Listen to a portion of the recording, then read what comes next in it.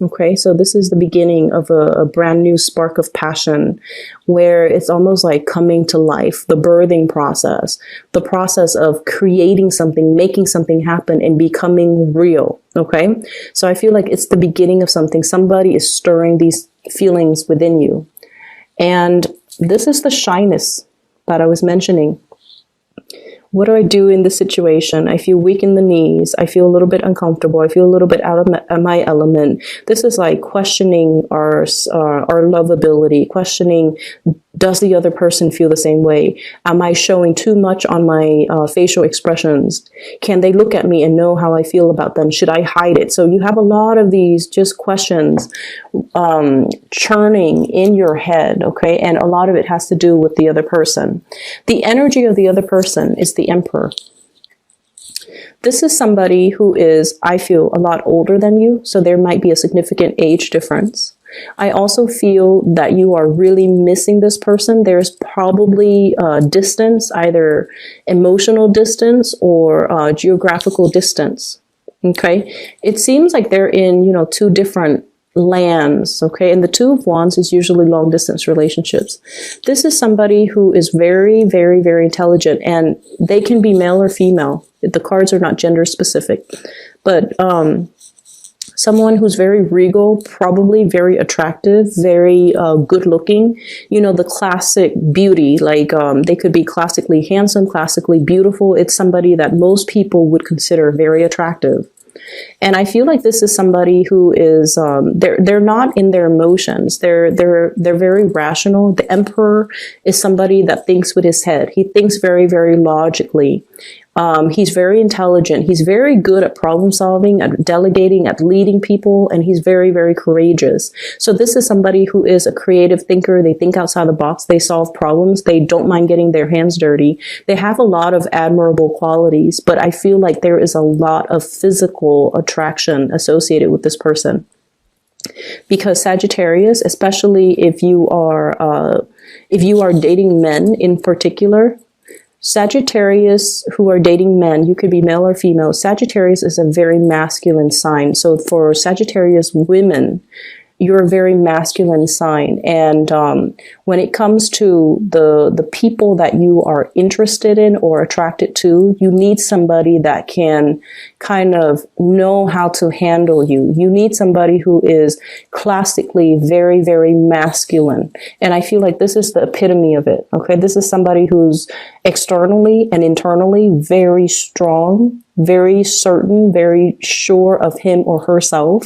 And so this is the person you would be incredibly physically attracted to. If there was like an archetype, this is the person that would draw in a lot of Sagittarians because they know how to hold their own. They don't bend to anybody's will. They're a little bit of a challenge, and you like a little bit of a challenge. And very stubborn as well. So here's where things kind of take a detour. I see there's a lot of teasing back and forth between you and this person. Okay, so if this is like a relationship partner, if you're together, I feel like there's a lot of clashes. Okay, so like clashes of egos. This is not somebody that bends, okay? And I feel like it could be a little bit frustrating, like a love-hate type of a deal with this person where you don't see eye to eye. And then when you get into an argument, it becomes very heated where you have to take a time out. Okay. And then I also feel this is somebody that you're not in a relationship with, that you're interested in. This is a person that teases you. I see a very playful energy about him in this spread, where he might say things to purposely aggravate you, or she. There's a teasing back and forth, banter. And I feel like this is somebody who's actually very attracted to you too. And so there's this back and forth. And I feel like both parties are just as stubborn about concealing their emotions. So I see this person, poking fun at you or doing things to kind of get a rise out of you. And then you get angry and you get upset and you walk away, and then you inevitably come back. So walking away, getting upset, but then always coming back, because the draw from this person is very, very, very strong. I see a lot of physical connection and chemistry. It's really strong. And the other person, they're not aware of how you feel about them. Okay, so if you're wondering, they're not aware of how you feel about them. And that's why they're taking this approach with you. Because the Emperor, he is very, I want to say, he's very at home in the realm of reason, rationality, strategizing, as well as, you know, moving plans forward, leading people. But when it comes to more of the emotional realm, it would be more like the Empress. She's at home, right? She's the hearth and the home and the children and the emotions and the softness. So this is not somebody who's soft, okay? They don't know how to deal with, they don't know how to, you know, go up and say like, oh, how was your weekend? How's your mom? How's your dad? That's not them. That's not what they do. What they ask is, you know, how are you? How's work? How's your, I don't know, how's your car? How's, you know, they ask about the physical things. They don't ask about the emotions. So if you're wondering, why are they behaving like this? Why are they kind of poking fun at me? Why are they joking around like this? It's because they don't really know how you feel about them. And they're trying to get an emotional response from you in any way that they can, just so they can gauge how you're feeling. And so if you're dealing with that situation, maybe that will help, okay? Maybe coming back like this, you know, downcast and vulnerable and just letting your guard down. Maybe this will soften their energy a little bit, okay? So I feel like no matter what, you inevitably always comes back to this.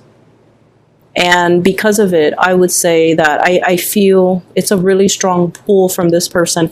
They pull you back in. They reel you back. And then I also feel like for some of you, there might be, you know, once again, you're being admired. You're coming to life. Jupiter, the planet of luck, is also in your sign. And so what I feel is it draws out this magnetism within you, and other people are drawn to it. So people will be very drawn to you. So I feel like some of you have two suitors. This person and this person. Okay, so we have the Hierophant and the Emperor, and they're embodiments of people, especially the way that I read this spread and the cards with this deck. So one person is very relationship oriented. Very relationship oriented. I call it like the serial monogamous, somebody who goes from one relationship to the next. They need to have somebody by their side, and they don't want to be on their own. They'd rather be in like a bad relationship as long as they're in a relationship. So this is somebody I feel like you need to be a little bit careful about. And I feel you are careful. This is your energy. You have a baseball bat. It's like you're keeping it there just in case they try to make a move, just in case they try to, you know, make a pass at you, or just in case they overstep their boundaries. So I feel like there is somebody that's trying to get your attention, and the way that they do it is they try to show you how accomplished they are. They try to show you, you know, what car they drive, how much property they own, how much money they make. And they put on an air almost like they're very self-assured. But I feel like deep down, they're very, very afraid to be on their own. And Sagittarius people you guys love your independence. So when you approach this person, you will sense the insecurities, okay? I feel like it emanates from them, the insecurity, the need to be in a relationship. And you're going to see through it. So I want you to be a little bit careful about this person. And then if you're dealing with both, your heart is definitely here, but there's somebody trying to get your attention over here. They're both trying to get your attention, but there's somebody here that you should be weary about. Aside from that, what I do sense here is if you are dealing with any type of a legality, dealing with legal issues, court cases, unfinished business related to, ownership, especially property or like settlements and disputes and things like that, but something court related. I feel like it's the last leg of the journey. So I feel for many of you, there's going to be some type of a closing out of a cycle, as well as things being done in your favor or some type of a ruling in your favor. So I feel like it's either ending or it's pretty much the last leg of the journey. Okay, fight another day, and then I feel like things are going to be turning in your favor. I have the Justice card here. And so what I'm feeling is it's going to prevail and it's going to be ruled in your favor. And so you don't have to worry at least about that part anymore. It's going to come to a natural conclusion and it's going to be fine, okay? Career and finances. You have two of the best cards in the deck here. I have the Wheel of Fortune and the Star. The Wheel of Fortune and the Stars. What I feel is with the Wheel of Fortune and the Star, it signifies a situation where timing is just right. Okay, the Star indicates visibility, it indicates fame and recognition and being in an environment where we feel like, it's like the star leading the way. We feel like we belong. We feel like at home, at peace, and also we feel like we're constantly learning and evolving and kind of growing to become like a better person. So in the work environment for some of you, I feel like for many of you in the past, you might have just, drifted from one job to the next, trying to find your reason, trying to find, the career path, trying to find out like, where am I supposed to be? What is my destiny when it comes to work? And I feel like you're at a point where some of you have already found that calling, where you want to go, and especially what type of work that you want to do, not only temporarily, but like almost as a career. So some of you have made it, and some of you might be in the legal profession, dealing with legal cases and things like that. And also teaching too. But I feel it extends a little bit beyond that, because what I feel is whatever it is where you feel like very passionate about, you want to make a difference. And I also feel like it's not just about the fame, right? Not about the fame and the recognition. It's wanting to do something life-changing, okay? Wanting to, so it's not just a job where you go to work, clock in, clock out, and then you leave your work at home. You want work that is transformative. You want work that is meaningful. And I feel like many of you are coming into this month either with the realization of what that is, or having already found a place where you feel like you belong and you feel like this is where I can make a career. Okay, so you have a lot of things that are kind of lined up for you, and it took, it might have taken some time. And you might have doubted the process, but I feel like everything is falling into place in a very nice and serendipitous way, because it was like, it was meant to happen, but the timing had to, it's like the universe had to tweak with the timing in order to let all the pieces fall into place just perfectly, so that, you don't question it. So I see many of you getting a lot of signs. Many of you are getting a lot of synchronicities that's signaling to you, this is the right choice, this is the right place, okay? I don't see any Pentacles card in here, but what I do feel is I don't, like, no news is good news. So I feel like it's indicating to me that, everything else in your life is very stable.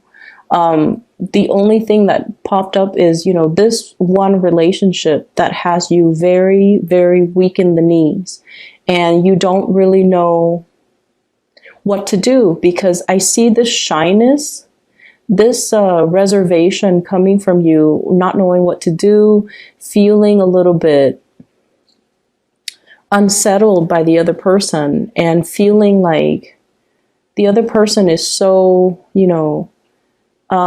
I see somebody who might be an authority figure. So they might have a lot of status, a lot of prestige, a lot of money, a lot of wealth associated with them. And you don't care about those things. That's not why you like them. You like them because, you know, I feel like it's yes, it's physical attraction, but there's something there. I guess it's their charisma that really draws you in. It might also be their sense of morality. They're very straight-laced, and they're just really they have a good sense of integrity, and they don't bend to other people. They don't compromise their integrity, and I feel like that's what you really like about them. But I just see this dynamic where someone is teasing you or making you feel very shy, and you're just not really sure how you should handle this connection. So I see that element about, you know, apprehension, but I definitely feel you're really drawn to somebody. You're very, very attracted to another person. And I feel like there's this push and pull, this constant struggle with the communication. Sharpening the tools, sharpening the knives, okay?